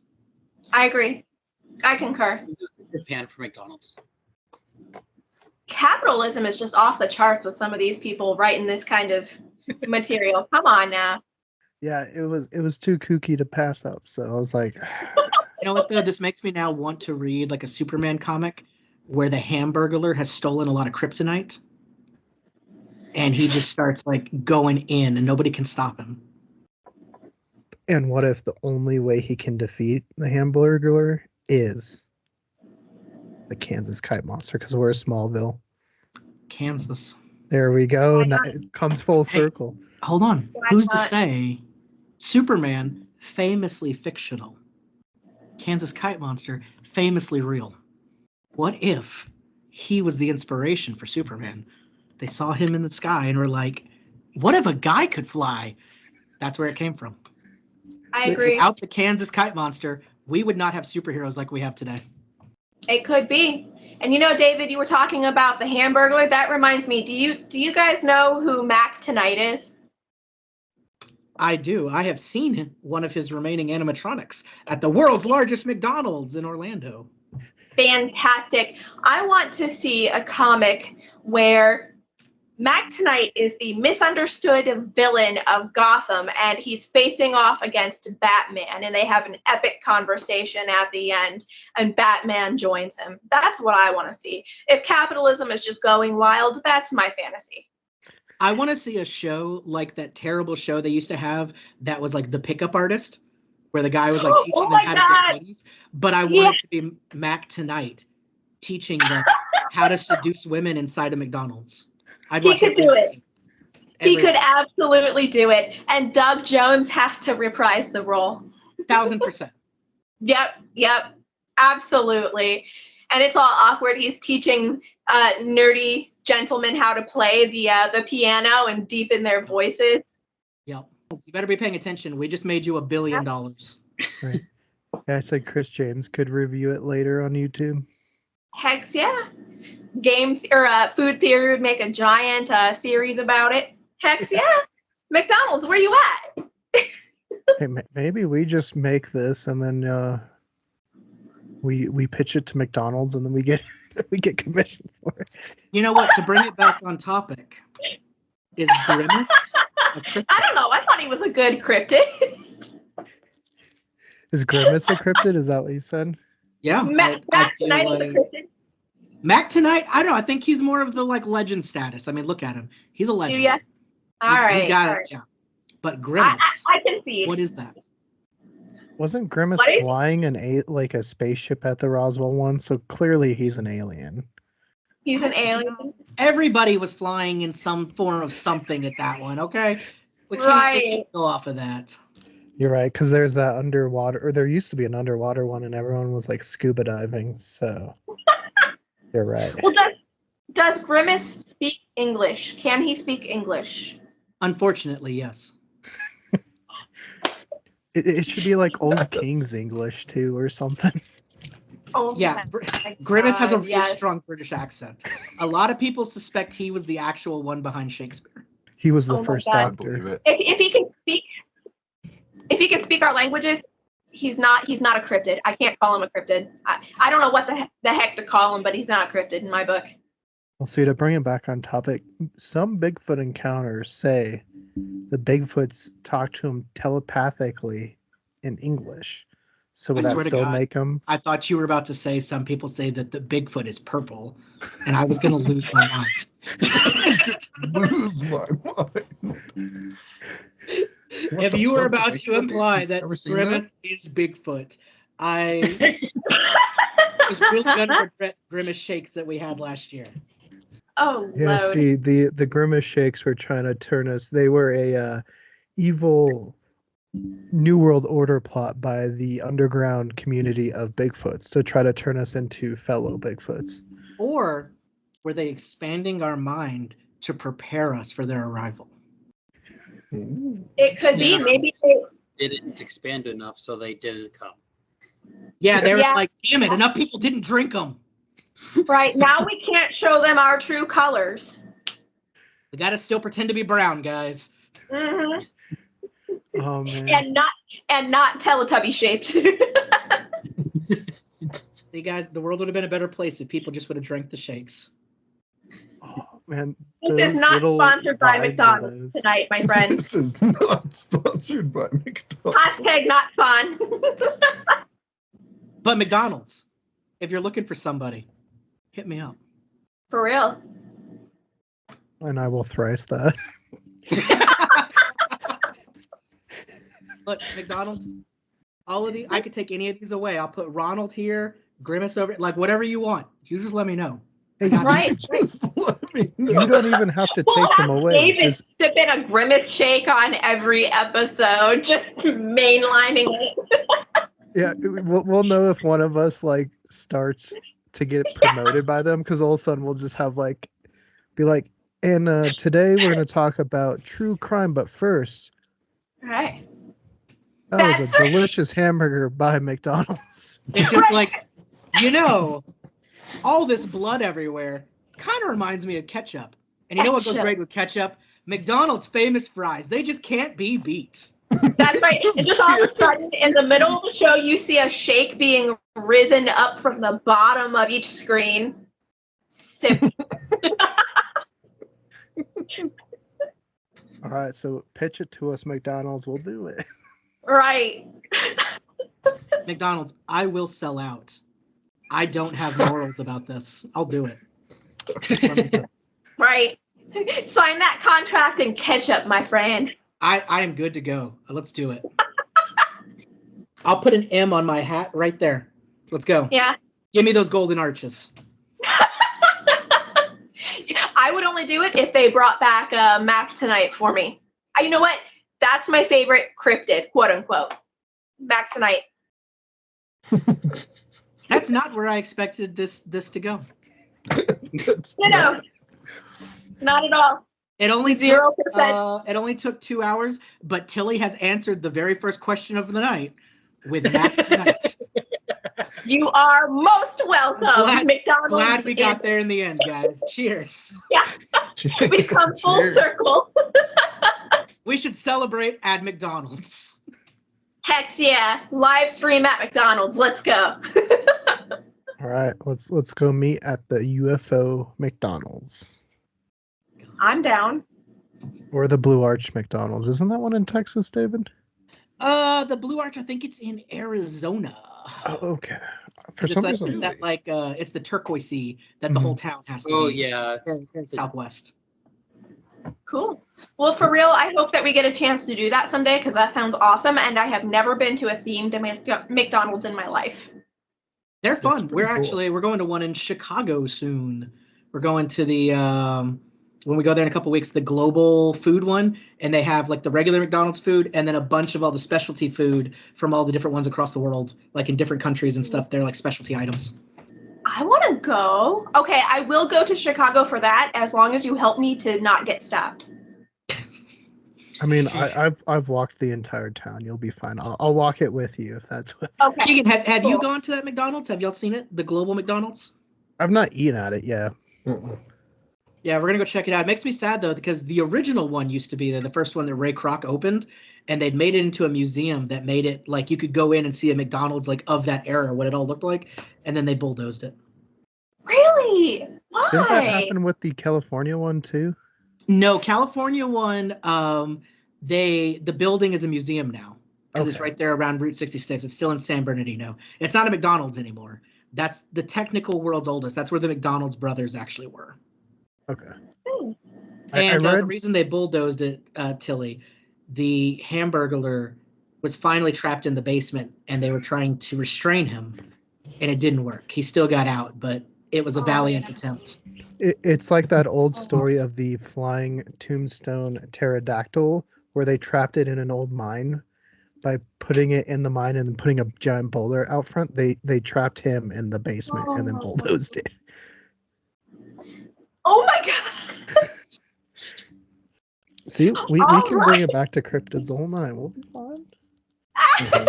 There's a I'm reason. learning a lot tonight. Thank you. I'm sure our viewers are going to leave some interesting comments on this one. Oh, I'm sure I'm I'm gonna not be all sure. over that comment section. I don't think they will be. You know why? Because they're out buying a delicious 10-piece McNugget from McDonald's. You're absolutely There's right. over 10 dipping sauces you can get with your nuggets now, each one just as delicious as the last. And remember to grab your favorite shake tonight. That's right. And remember, Make it back tonight. if you guys see the Kansas kite monster, please let us know. Tell us in the comments below. Yeah, if you've got pictures, if you've heard of your uncle that saw it, anything, we got to find out more. Brendan's life may be at stake here. He's in Kansas. This is serious, guys. It's true. If you were in the woods late at night and you were right next to your dad, you didn't see it, but your dad saw it, please let us know. Bonus points if you can tell us what it sounded like. Mm-hmm. It was a Monster Mountain dig. No, I recognized it. I love that they were interviewing him too and not his dad. Yeah. They were like, oh, so your dad, tell us that. Don't go get your dad. Let's talk to you. Right? Well, and it's just like, wait a minute, you were right next to your dad and you didn't see it? Oh man, that's how the Tennessee Death Cat, that's how he works. You know, Cherokee Death Cat, he's hard to catch. Oh man, the latest one that Chris reviewed where what's his name? Jeff starts his own like Bigfoot hunting community. It's great. And it's like the rival Bigfoot hunters and like. And it's all because they won't tell him about the premonition about the Cheyenne whatever. I can't believe somebody legitimately has died from that show. Somebody died from that show? Yeah, that was like their original leader. Oh, yeah. Yeah. He like not on the show. He like he actually got sick and like died. Yeah. Oh. And now I'm it says really R.I.P. It shows his legacy in this world. Yeah, one whole season's about chasing the ghost wolf, which is or the smoke wolf or something, and it's legit just wolves in places they're not supposed to be. That sounds like a hilarious show. Just wolves in places they're not supposed to be. And security footage of a wolf like just walking down the aisles at Walmart and stuff. Right. And like that wolf isn't supposed to be there. I'm seeing a lot of space for trolling and memeing in that show. It basically is. You know where you would never see on that show? McDonald's. Because at McDonald's, everybody's welcome, even wolves. You know what cryptid they haven't gone to look for in Kansas? What? The Kansas kite monster. Because they know that that's out of their league, man. Yeah. That's high tier. You gotta be good to get that. Yeah, once they like started cursing out Mothman because he easily escaped their netting or whatever they set up for him, they were just like, "There's no way we can capture." You know, the I Kansas actually kite heard monster. rumors that the KKM actually trained Mothman. That was like one of his disciples. I don't know if that's true. That's just what I heard. Kind of like how Splinter is to the Ninja Turtles. That's kind of what KKM was to a lot of these, like the cryptids that we hear about today. Jersey Devil, Mothman, that as teenagers, they used to hang out, over in the cornfields, having a good time, and really just karate kiddying it, It was awesome. Well, what if the KKM is actually the father of all of these? You know what? I could see it. Yeah, me too.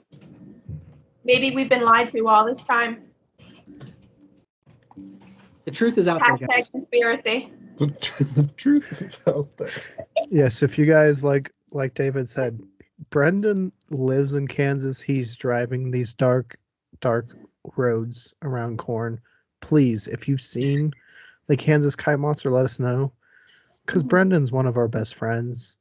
We can't have him being taken away by a flying giraffe. Guys, they already make him get down in the cow drain. Skinwalker cow first. Yeah, he gets down in the cow drain. He's been through enough. Well, how do you know that he hasn't been replaced already, and that this isn't some kind of clone we've been dealing with? It's a great question. That is a good question. Brenden, if you came on here in a New York Giants shirt because it's blue, what is it? What is it? Let me see. There's nothing on my shirt. Okay, good. I was worried there. I was worried because could have been a Giants one. I was like, that's definitely not Brenden. Get him out. Get out of here. Let me go put on my Miles Austin cowboy jersey. Yeah. That's a kind of a throwback now. I like it. He's not even in the league anywhere now. Yep. All right. So where do we proceed with cryptids, David? Where do we proceed? Yes. I think that you just got to go out there with an open mind. It's fun, joking around and stuff. I think that that's honestly the kind of spirit to take into something like this. If you take it too seriously, you're never going to get anywhere. I feel like you've got to be open in all manners to see the unexpected. And I think that your personal psychology has a lot to do with, when it comes to ghosts, cryptids, any of that kind of thing, if you go in staunchly not believing something, I think you're that less likely to see it. I do think the opposite is true as well. If you're like super into something, you're going to see what you expect to see. So I think you've got to find a healthy medium, but you've got to be open to all different kind of methods and different thoughts behind something. Because at the end of the day, none of us knows for a fact what any of this is. And that's what makes it fun. That there's so much coming together that people from literally every walk of life ever can be interested and learn something from this. So I know some people out there may think that things like ghosts and cryptids are a waste of time, but if anything, I think they're some of the last great mysteries that exist here in the world. We've explored pretty much everything there is to see on the land. We're starting to learn about stuff in the water. They're going out into space. But I feel like there's still so much magic and wonder, so to speak, here still with us on this very plane, on this earth. So, it's exciting to get out there every day and hopefully learn a little something new. Yeah, I agree there. I've said that before where it's just like we don't have Antarctica to go explore for the first time. We're not going to be the first people up Everest or on the moon, but there's still so much to learn if we're open to it. I think a lot of times people think we've learned everything, and I don't think that's the truth. And that's why Absolutely not. I'm big into paleontology, because we're always learning something new, always digging something up. And when we went to Seattle, there's a lot of woods up there. Something could be hiding up there. Mm-hmm. Especially if they can hide inside the trees. Right. Oh yeah. The rainforest is beautiful. There is still like 40 and 50-foot snakes out there. I was about to say, until you run into the 50-foot snake.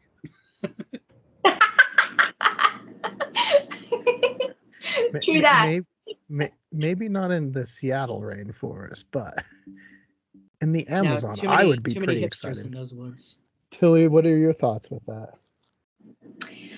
I have to say, David said a lot for me. To be honest, I concur with pretty much everything that he said. And I think that the so-called cryptid phenomena, ghosts, aliens, fairies, orbs, everything and everything. I think that we're all deeply connected. I think that we're all family.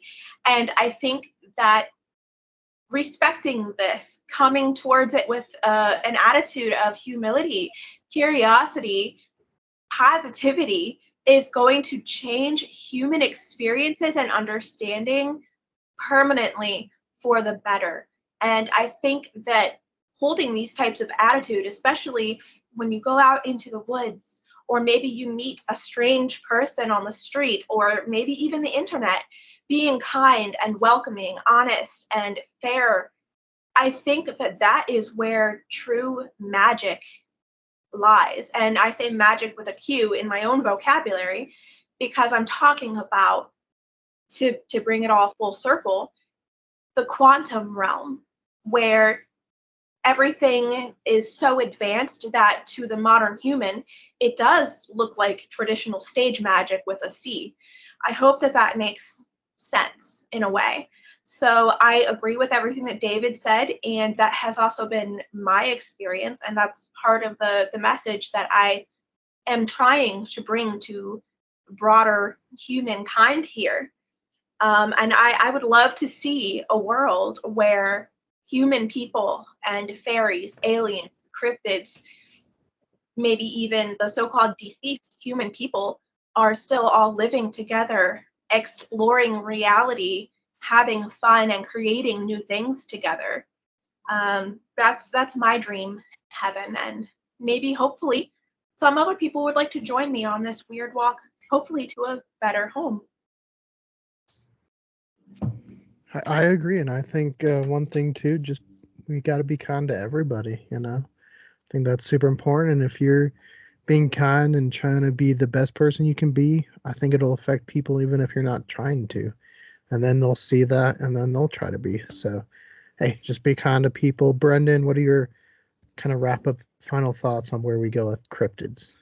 I agree with what everyone has said. One of the things that my coworker and I were actually recently talking about a few days ago when we were driving around, you know, to kind of continue what everyone else is saying about keeping an open mind and stuff.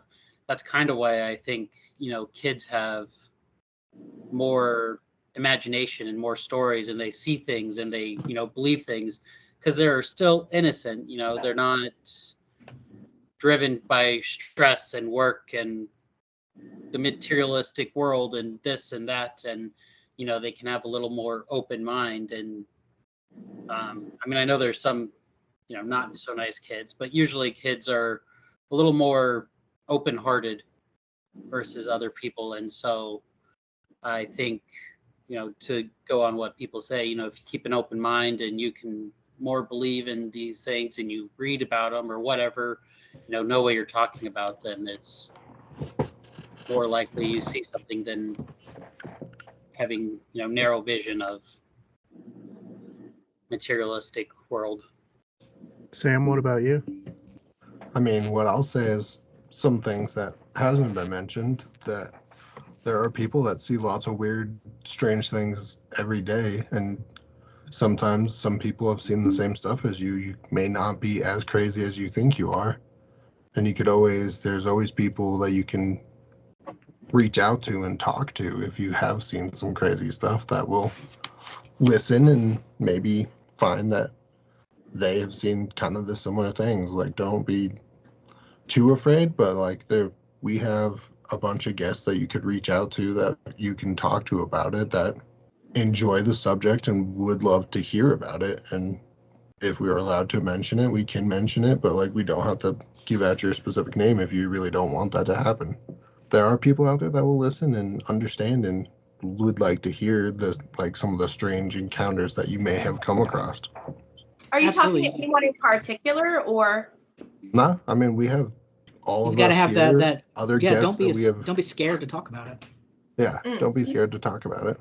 Yeah, yeah. I think what Sam's saying is if they want to reach out to our group or David or Tillie or Brenden or any of our guests, we've talked to tons of interviewees who have a lot of different knowledge, be it with UFO researchers, paranormal researchers, cryptid, investigators. My book's The ghost didn't like that. Maybe not the cryptids. I'm just kidding. But Mothman, if you're listening, I'll hear your story.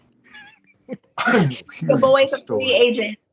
I mean, speaking of Mothman, that's a little tease. If you guys stay tuned next week, there'll be a deep dive on Mothman with some investigators. So, Tillie, where can people find you? And is there any places that they might be able to run into you? Any fairs or festivals or conferences or anything like that?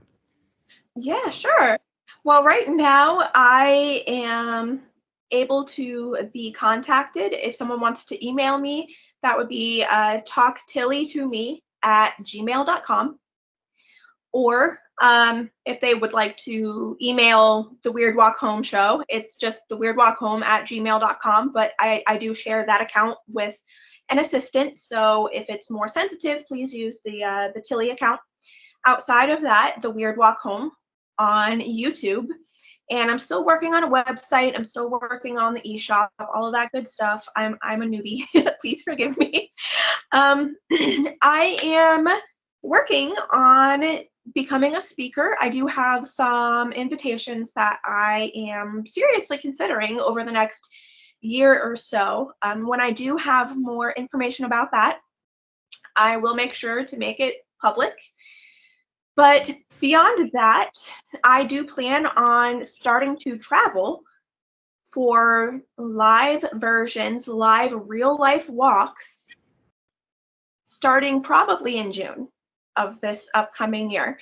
And I'm always down for a meet and greet if people would like to hang out. Maybe we could arrange something. Please just email me. I would like to think that I'm pretty easy to get along with in general. So, I mean, if anyone's paying attention to anything that I'm saying, that just makes me all the more excited to meet someone in person. So, other than that, meet me at McDonald's. Bringing it all back, right? David, what about you?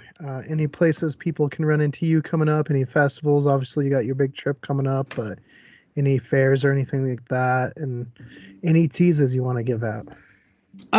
Yeah, so like you said, we're actually going to be in Chicago for the first time. We haven't been there yet for the channel. So we're going there for St. Patrick's Day. We're going to be doing coverage of the whole turn of the River Green and the whole big parade and everything. So if you're in Chicago for St. Patrick's Day, hit us up. Maybe you can cameo in an episode. As far as festivals and stuff, we are hoping to be out in Roswell with some of these guys over here and be there for that Roswell festival. It's been a couple years since we've been in the alien city, so might be nice to pop back in and see some green folks and such. Yeah, got a lot going on. Lots of different trips we're planning right now. If you're interested, if you got a place you think we should check out, definitely hit us up. Instagram, YouTube, Abnormal Voyages, pretty much everywhere. Just Google it. We do come up. So yeah, send us a message there. If you want to maybe hang out and have a nice milkshake and some fries at your local McDonald's, I can't promise that's going to happen, but you can always ask. Never hurts to put yourself out there. Shoot your shot. But yeah. We are hopefully making this a really good year. We got a lot of stuff coming up. For anybody looking forward to the future, something that we are really hoping to make it to is the 150th burning of Zozobra in New Mexico. So if anybody's got any details on that, definitely let me know. Or, hey, if you got a cool museum or collection or something, you want us to come check it out, we would love to come by, interview you, and make it happen. So send us a message on Instagram. Send us something on YouTube if you want. Whatever you need, we are here for you. And until next time, keep watching those Kansas skies. Yeah, speaking of Zozobra, we our buddy John, who's the author from Roswell, actually wrote about it. So I invited him as well. So if I think we'll be able to make it out. Amazing. Yeah. Like I'm psyched. Yeah, he was like, yeah, if you guys go, let me know because I'll come out. I was like, sweet. So yeah, that's one thing. And Brenden, what's the local McDonald's that people might be able to find you at? Plus any festivals or fairs or anything coming up, perhaps craft shows. We got a couple craft shows coming up in Colby, Kansas. the next 2 weeks. Well, I guess not 2. It's in 3 weeks. The 9th and the 16th. I think we're doing one in Oakley sometime in April. But hopefully I'll be able to do Roswell. Since it's a week schedule change, I might have to work that weekend. But with this far out, I might be able to change that. Otherwise, just really on Instagram. I mean, you can't find me on Facebook, but I use it in my Instagram way more than my Facebook. So. And then Sam, what about you? Any festivals or anything that we might be going to? We'll be down in Roswell for sure. You can see us at the UFO McDonald's, guaranteed. We always go there. We always hang out there. Other than that, that's kind of like the biggest one for us, other than just you may catch us at some local hamburger shops in Colorado too, because we are trying to find the best hamburger, like local hamburger, not franchises, in Colorado. And we're doing a series on that, so you can catch us there.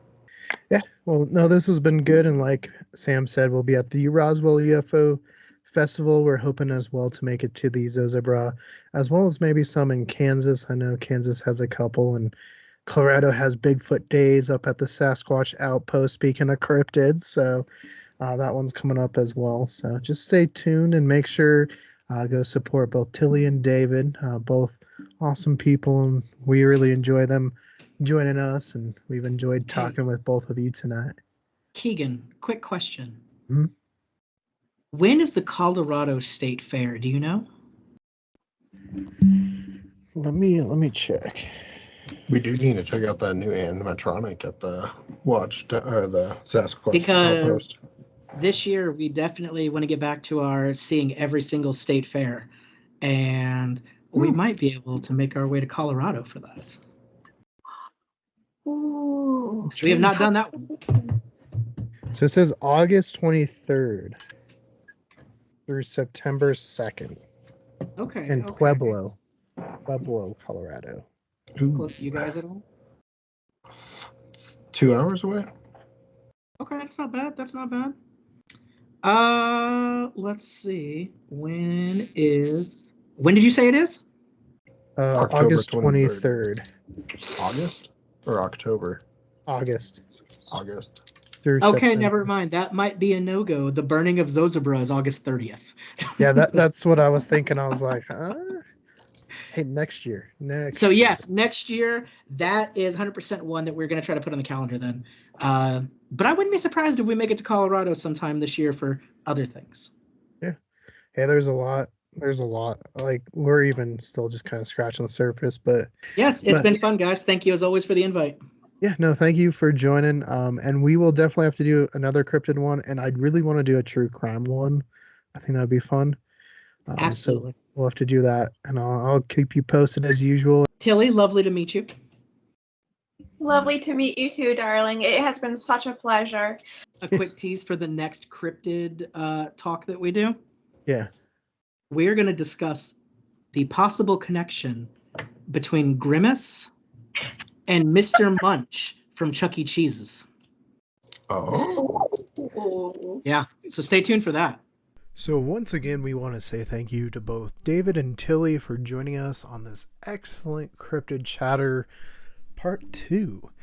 We have definitely had a lot of fun talking cryptids now, 2 episodes, so I'm sure we will be doing a 3rd one. But until then, make sure you guys go follow both their channels. I will have all of their links in the description below. And believe me, both their channels have excellent content, so you will not be disappointed. And definitely we'll be doing some more crossovers with both of them here in the near future. But until then, for more Cryptid Chatter / Cryptid episodes, click that link to your left. For more about what we're doing here at Culz Paranormal, click that link to your right. And don't forget to hit that like and give us a subscribe.